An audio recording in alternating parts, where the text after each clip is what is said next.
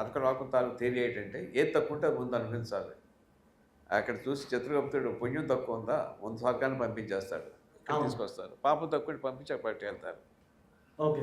So నాకు చిన్న thought వచ్చి చేసాకైతే ఏం చేస్తాను అని చెప్పాను. ఏం చేయాలి చేసాకైతే అటు పంపిస్తే అలా వెళ్ళాడు కోతినా కొడుకు అయ్యాడు అనుకోండి ఓకే. హీరో అంటే. సో ఏం చేస్తారంటే ఎప్పుడు కోపం వచ్చి మరి భూమి పంపించి అక్కడ పాపాలు చేయిద్దాం.